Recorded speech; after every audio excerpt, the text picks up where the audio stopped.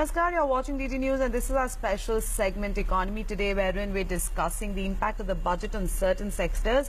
I'm Priyanka Agarwal Chaudhary, with me is Ajay and he's going to give you more details on what we're discussing today. जी शुक्रिया प्रियंका। और budget के बाद economy today में आपकी जिंदगी से जुड़े हर आर्थिक मुद्दों की पड़ताल करते हुए हम ये नया कार्यक्रम आपसे आपके साथ जुड़ रहे हैं और आज का मुद्दा है गरीबों और वंचितों के लिए, शोषित वर्ग के लिए इस बजट में क्या किया गया है। और इस कार्यक्रम का हिस्सा अगर आप बनना चाहते हैं बहुत ही आसान है, ट्विटर के जरिए सवाल कीजिए, #इकोनॉमी टुडे का इस्तेमाल कीजिए, अपना सवाल कर सकते हैं। और आज का आपका जो प्रोग्राम का जो सवाल है वो याद रखिए कि बजट में जो कुछ भी प्रावधान है गरीबों और वंचित वर्ग से जुड़े हुए उसी से जुड़ा हुआ आपका सवाल होना चाहिए।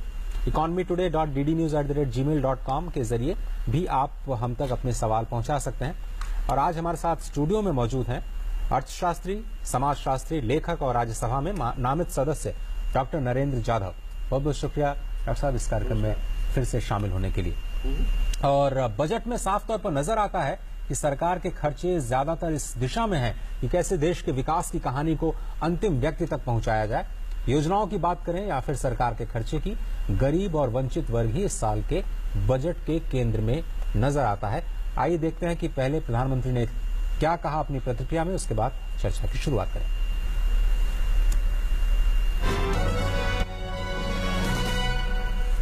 सरकार का लक्ष्य 2022 तक हमारे देश के किसानों की आय डबल करने का इरादा है, दोगुना करना है। नीतियां एवं योजनाएं उसी प्रकार से तय की गई हैं। बजट में सबसे ज्यादा जोर इस बार भी किसान, गांव, गरीब, दलित, पीड़ित, शोषित उन पर केंद्रित किया है।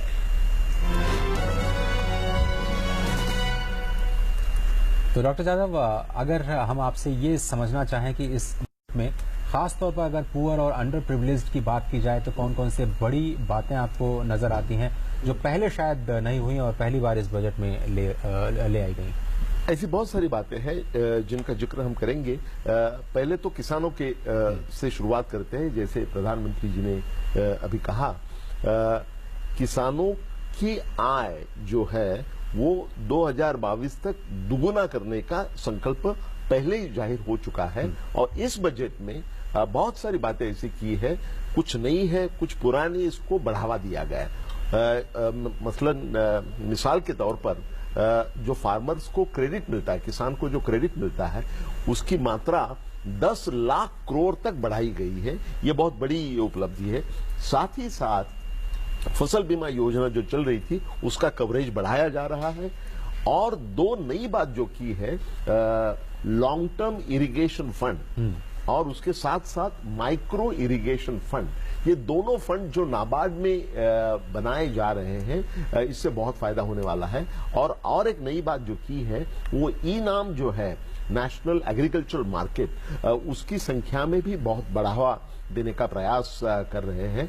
और लक्ष्य तो ये है कि 1 करोड़ हाउस होल्ड्स को गरीबी से ऊपर, गरीबी दारिद्र्य रेखा के ऊपर लाने का संकल्प यहाँ बताया गया है। और 2019 में जब महात्मा गांधी जी की 150th बर्थ एनिवर्सरी होगी, उस वर्ष तक 2019 तक 1 करोड़ हाउस होल्ड को पॉवर्टी से ऊपर उठाने का संकल्प बताया गया है। उसका डिटेल प्रोग्राम नहीं दिया गया है, लेकिन ये संकल्प बताया गया है। ये बहुत इंपॉर्टेंट, महत्वपूर्ण बात है, ये मैं मानता हूँ। लेकिन ऐसी योजनाएं पहले भी सरकारों ने की हैं और गरीबी उन्मूलन की तमाम जो योजनाएं हैं वो सरकारों द्वारा चलाई गई हैं, केंद्र सरकार और राज्य सरकार दोनों द्वारा। जो हम ऐसी स्थिति में है कि आज 70 साल के बाद भी हम एक ऐसे मिशन पर काम करने के लिए फिर से बजट में जिक्र करते हैं जो गरीबों को एक निश्चित समय सीमा में उनको गरीबी रेखा से बाहर लाने की दिशा में है। नहीं, जो सारी योजनाएं हैं, ये सारी योजनाओं को बढ़ावा देना ये बहुत जरूरी है। जैसे कि महात्मा गांधी नरेगा स्कीम है, तो बोला जाता था कि इस पर जो इन्वेस्टमेंट करते हैं, एलोकेशन करते हैं, वो बहुत कम किया जाएगा। लेकिन उसमें बहुत बड़ी मात्रा में बढ़ावा देकर 48,000 करोड़ तक उसको बढ़ावा दिया गया है। साथ ही साथ महिलाओं का पार्टिसिपेशन जो महात्मा गांधी नरेगा में है उसको बड़ी मात्रा में बढ़ाया जा रहा है। ये दोनों बातें बहुत अच्छी बातें हैं, लेकिन सरकार के ये सारे प्रोग्राम जो है, यहां से हम शेड्यूल कास्ट, शेड्यूल ट्राइब की तरफ जाएंगे और अनुसूचित जाति जमाती की तरफ भी जा सकते हैं। तो वहां बहुत महत्वपूर्ण बदलाव लाए गए हैं। अगर आप कहें तो उसके बारे में हम बोलेंगे। हाँ, लेकिन अगर उस वर्ग की बात की जाए तो जो आपको बड़ी समस्याएं एक समाजशास्त्री के तौर पर क्या नजर आती हैं, और कैसे आप मिशन मोड में अगर आप जाना चाह रहे हैं तो कौन से प्रोग्राम हो सकते हैं या कौन सा तरीका हो सकता है कि वाकई जो उनकी जिंदगी में कुछ बदलाव लेकर के आए, अगर योजनाओं के जरिए भी अगर आप उन तक पहुंचना चाहते हैं तो? यहाँ कुछ अच्छी बातें भी हुई है और कुछ बुरी बातें भी हो गई है। अच्छी बातें पहले बताता हूं कि अनुसूचित जाति के लिए जो एलोकेशन है उसमें 35% बढ़ावा देके उसको 52,000 करोड़ से ज्यादा मात्रा में दिया जाने वाला है। वैसे ही जनजाति का जो एलोकेशन है उसको बढ़ा के ऑलमोस्ट 32,000 करोड़ तक बढ़ाया है, और माइनॉरिटी अफेयर्स का जो है वो 4,000 करोड़ से ज्यादा बढ़ाया है। तो ये तो जाहिर है कि ये अच्छी बात है। फिर भी मेरा ये मानना है कि इसमें एक जो बुरी बात हो गई है, और not so good thing that has happened is this, that पहले शेड्यूल का सब प्लान हुआ करता था जिसके तहत शेड्यूल कास्ट के लोगों को उनकी लोक संख्या के मात्रा में एलोकेशन किया जाता था। हर मिनिस्ट्री की जो एलोकेशन होता था केंद्र सरकार का और राज्य सरकार में भी, जैसे कि केंद्र सरकार में 16.8% is the population of schedule caste. So every department और on the whole central government का जो एक्सपेंडिचर है वो प्लान बजट में, सर प्लान हेड में 16.8% होना चाहिए। अभी तो क्या हुआ है कि प्लान एक्सपेंडिचर और नॉन प्लान एक्सपेंडिचर इसको तो बंद कर दिया, ये डिस्टिंक्शन खत्म कर दिया। ये डिस्टिंक्शन खत्म करने के बाद में उसका एक विपरीत परिणाम ये हुआ है, सब प्लान जो है वो खत्म हो गया, शेड्यूल का सब प्लान खत्म हो गया। ये बहुत बुरी बात है, क्योंकि हम इंस्टीट्यूशनलाइज फ्रेमवर्क से को छोड़कर जो 50 वर्ष से चल रही है, देखिए शेड्यूल का सब प्लान चल रहा था 1979 से, और शेड्यूल ट्राइबल सब प्लान चल रहा था 1975 से। ये दोनों इंस्टीट्यूशनल अरेंजमेंट जो है वो बहुत अच्छे काम नहीं कर रहे थे। उसके लिए हम बहुत प्रयास कर रहे थे, सरकार की तरफ से हो रहा था, लेकिन उसको बढ़ावा देकर उसको और सुधार उसमें लाने के बजाय ये सारे खर्चे को वेलफेयर स्कीम्स में डाल दिया है। अच्छा, ये बुरी बात है। वो इसलिए बुरी बात है कि बहुत सारे एडमिनिस्ट्रेटिव एक्सपेंसेस, जैसे कि सैलरी है, जैसे कि पेंशन है, ये सब वेलफेयर स्कीम में बताया जा सकता है। और लोक संख्या के अनुपात का जो मुद्दा है वो अभी एक तरफ हो गया। मेरे ख्याल से ये नहीं होना चाहिए था। ये बजट से मुझे ये उम्मीद थी कि शेड्यूल का सब प्लान और नॉन प्लान डिस्टिंक्शन खत्म होने के बाद में जो शेड्यूल का सब प्लान है उसमें सुधार आएगा और कोर स्कीम के रूप से ये सामने आ जाएगा। वो नहीं हुआ है, ये परेशानी की बात है, ये मेरा मानना है। Dr. Jadhav, but when the finance minister spoke in this budget and when we talked about the agenda for next year, and particularly when we're talking about transform, cleanse, energize, looking at that and the kind of, he listed out point by point the focus of the government, and just starting from the first point, he says agriculture and farmers welfare, focusing on doubling farmers' income, looking at the kind of focus allocation from MGNREGA scheme and how that's the highest ever that we've seen in this budget. Then the kind of focus there is, do you think this budget, apart from the allocation and talking about this scheme, focuses on the implementation of them as well, and asset building under Manrega? बहुत important, very important point you have raised, that not only the allocation of Mahatma Gandhi Narega is raised to highest level of 48,000 crore, but with that asset creation, there are geotags going to be made available, which means that all this money will not be just distributed. It would be leading to asset creation in the rural sector, and this is very important. और it would be very carefully monitored through geotagging system.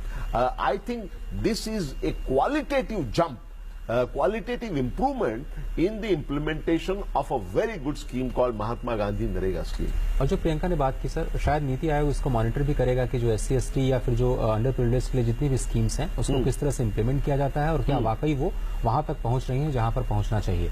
लेकिन जो मूल सवाल ये है कि क्या राज्य सरकारें को भी इसमें आगे आना होगा, क्योंकि इम्प्लीमेंटेशन उनके हाथ में है, और किस तरह से ये जो योजनाएं उन गरीबों के लिए बनाई गई हैं, अंडर प्रिविलेज के लिए बनाई गई हैं, वो जमीन पर अपना असर उतार पाए। कैसे राज्य सरकारें इस पे देखिए, ये सारी स्कीम्स नीति आयोग को तो मॉनिटर करना है, लेकिन वो जितना प्रभावशाली होना चाहिए उतना प्रभावशाली नहीं अब तक हो रहा है। पर्टिकुलरली राज्यों के बारे में आप शेड्यूल कास्ट सब प्लान की देखिए, नीति the instruction given by the finance ministry in a letter on 16th August 2016 said that all the Jadhav guidelines about scheduled caste subplan and tribal subplan should be fully implemented. It seems that they have gone against their own directive, and it turns out that the actual allocation, a lot of people are tom-tomming that there is a 35% increase in the scheduled caste allocation and 30% increase in the tribal allocation. But in terms of the guidelines, it is falling short by nearly 44,000 crore. And उसका implementation जो है वो ठीक से नहीं हो रहा है। मिसाल के तौर पर मैं आपको बताना चाहता हूं कि आदिवासी, दलित और आदिवासी विद्यार्थियों के लिए जो शिष्यवृत्ति की, जो स्कॉलरशिप की योजना है, उसमें अगर आप देखेंगे तो माना जाता है कि 12,000 crore rupees have not been spent over a period of time. और ये बहुत बुरी बात है। ये this is the problem of implementation. आप अलोकेशन करेंगे, अलोकेशन कम करेंगे, और जो अलोकेशन करेंगे उसको भी अगर आप ठीक से इम्प्लीमेंट नहीं करेंगे तो मेरे ख्याल से उसका जो स्पिरिट है वो स्पिरिट खत्म हो जाता है, और ये बहुत हैरानी की बात है, ये मेरा मानना है। Dr. Chadam, but also looking at the kind of focus there is particularly on creating rural jobs and the kind of linkages that we've seen here. I mean, we're talking about the LPG's scheme that is going to be put in the rural areas, the kind of allocation there is for it, and then the finance minister talked about how that is going to be providing employment in that area when we're talking about urban clusters being developed under the Shyama Prasad Mukherjee urban mission. So then the kind of focus there is particularly creating more employment in these areas. How important is that? No, there are two things which have been done, which are very important from the point of view of employment generation. Most important one there, especially in the rural area, is affordable housing has been given priority, and it has been put. It has been given infrastructure status, which means that affordable housing will get a very big boost. Remember, construction sector is the second largest employer in our country after agriculture. So with affordable housing scheme being implemented with rigor, I think it will create many more jobs. Second thing that has been done, और जिसका ज्यादा जिक्र नहीं हो रहा है, वो MSME के बारे में, जो mini, small and medium industries है, वहां 5% tax reduction has been given. So tax rate has been reduced from 30% to 25%. Do you realize how big boost to the manufacturing and MSME would be given by this? How many more jobs would be created? It would give a huge push to the job creation in MSME sector. Remember, MSME sector is the one where maximum industrial labor is employed, and this is the historic move to reduce the tax rate by 5 percentage points, and that would give a big fillip to the job creation in our country. Very importantly, the finance minister also talked about the optimal utilization of our natural resources when it comes to water, when it comes to other resources as well, and when you brought up that housing issue as well.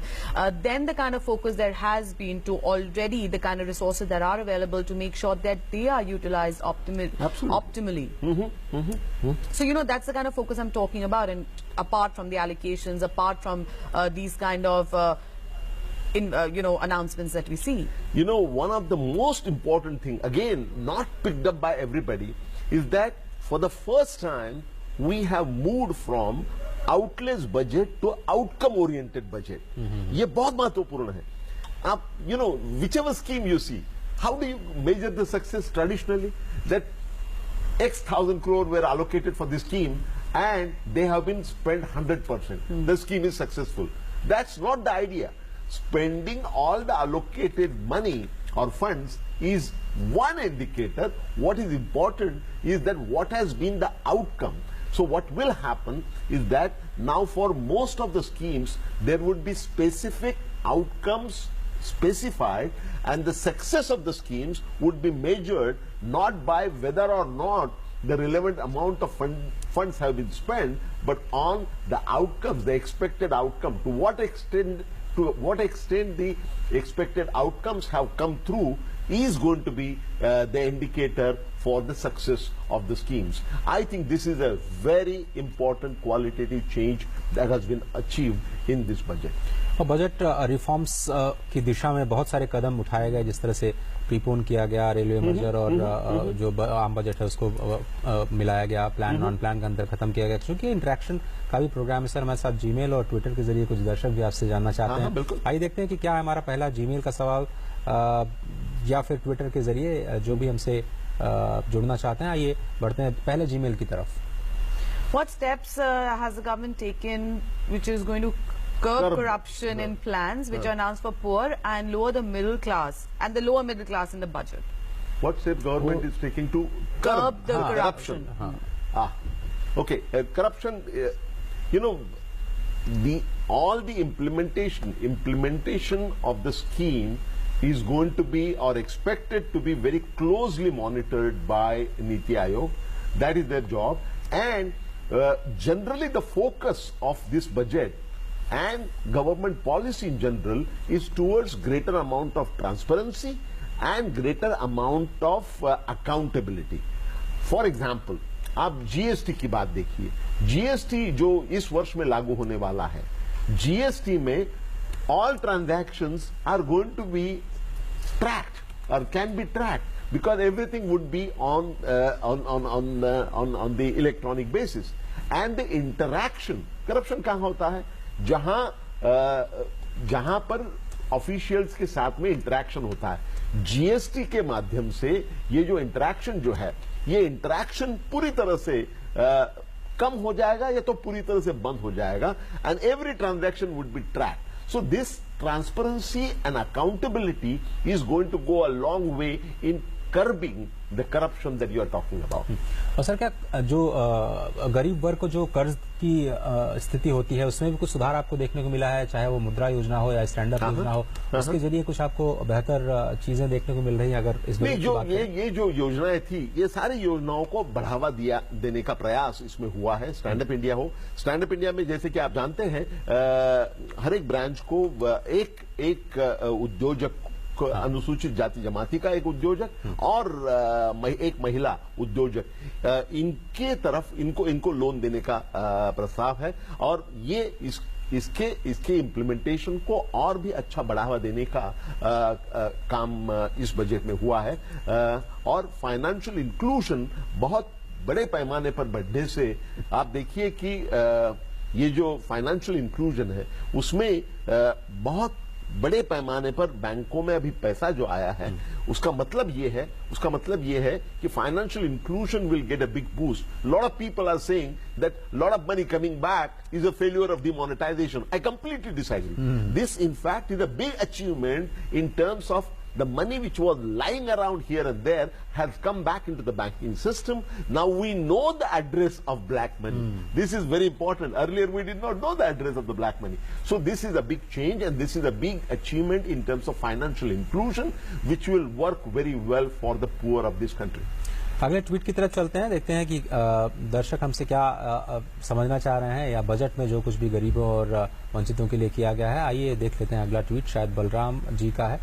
The poor and the underprivileged are treated as byproducts of the society. How will they be benefited out of this budget? Because actually that's what the discussion we're having here. But if you could just recap the main points and the big takeaways for the poor and the underprivileged that were there in this budget. The entire focus of this budget is actually on the poor and underprivileged. lots of things, whether it is concerning the farmers or scheduled caste or scheduled tribes or minorities or even small industry, small businesses, everywhere the focus has been to push them, to give them encouragement and give them greater amount of allocation to remove the curse of the poverty. In fact, by the year 2019, there is now commitment to bring 1 crore households in the rural area above the poverty line. This is to be achieved by the year 2019, which happens to be the 150th birth anniversary of Mahatma Gandhi. So this is remarkably good.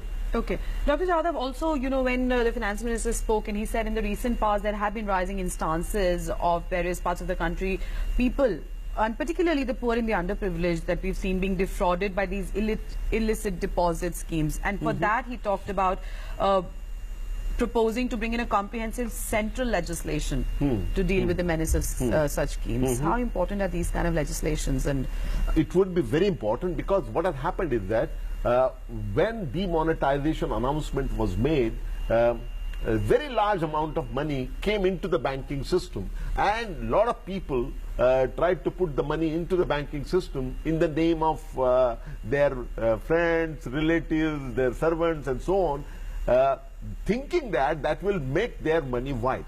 Because there was up to 2.5 lakhs, there was no question asked.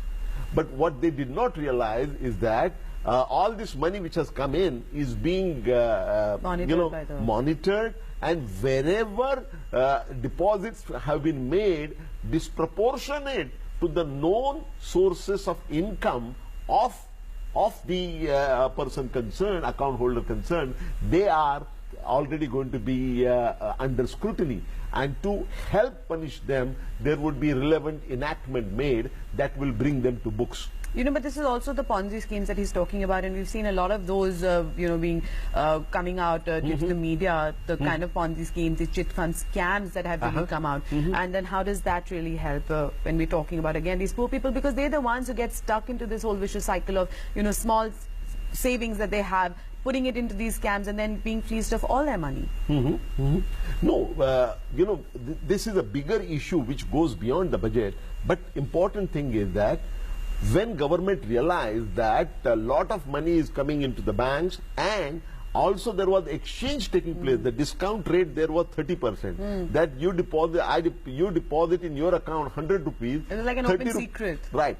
30 rupees you can keep, and remaining 70 rupees I will withdraw. As a response, so government was getting nothing. That is why, on one hand, the government is investigating the kind of things that were being done. As I mentioned, the disproportionate deposits made into their account. But at the same time, government came up with a voluntary disclosure scheme for cash. And this is very important. Very, very good scheme. So if somebody comes up and announces, declares 1 crore rupees as his or her cash holding, what will happen is that 50% of that will go immediately to the government. 35% would be the cash, would be the tax, and there would be remaining would be penalty. So 50% will go to the government. So government income increases, which they can use for social sector schemes. At the same time, remaining 50% of that, half of that, that is 25%, would be available to the person who declares his cash. But 25%, this is very important, the remaining 25% would be credited to Pradhan Mantri Garib Kosh, Garib Yojana, where the money would be available to the depositor only after 4 years and without any interest. Which means that government, for whatever money is declared, 50% will straight away come to the government revenue, and the remaining amount, 50%, that is 25% of the whole thing, will come to government Pradhan Mantri Garib Yojana Kosh, or that will also be utilized for social sector and for alleviation of poverty. I think this is a remarkably good scheme that has been announced, and it remains to be seen how much response it gets. But to avoid all those Ponzi schemes that you were talking about, this is one good option that has been made available to the people. Finally doctor Yadav, जो growth की बात की गई budget में, या फिर fiscal consolidation की बात की, या फिर infrastructure for that matter spending या रूरल स्पेंडिंग, 3 लाख करोड़ रुपए अगर आप हर साल गांव में खर्च कर रहे हैं, कहीं ना कहीं वो जाकर के गरीब और वंचित वर्ग को भी फायदा पहुंचा रहे हैं। बिल्कुल। लास्ट मिनट इस प्रोग्राम में। बिल्कुल बिल्कुल नहीं, ये सारे स्कीम्स में आप देखेंगे, अभी देखिए कि 50,000 gram panchayats are going to be made free of poverty, and this is a very, very interesting scheme, and allocations made, the plans which have been suggested, the schemes which have been suggested, all of them go in the direction of alleviating poverty and bringing as many people as possible from below poverty line to above poverty line, which I think is a very special feature of this budget. Doctor Yadav, बहुत बहुत शुक्रिया इस कार्यक्रम में वक्त निकालने के लिए और हमारे सवालों के जवाब देने के लिए, साथ ही साथ दर्शकों के साथ जुड़ने के लिए। फिलहाल आपका बहुत बहुत शुक्रिया। तो उम्मीद यही है कि ये जो बजट मिशन मोड की बात करता है, गरीबों और वंचितों को उनकी अभी जो वर्तमान स्थिति है उससे बाहर निकालने के लिए एक बड़ा कदम, एक मील का पत्थर साबित होगा। फिलहाल इस कार्यक्रम में मुझे और मेरी सहयोगी प्रियंका को दीजिए इजाजत। नमस्कार।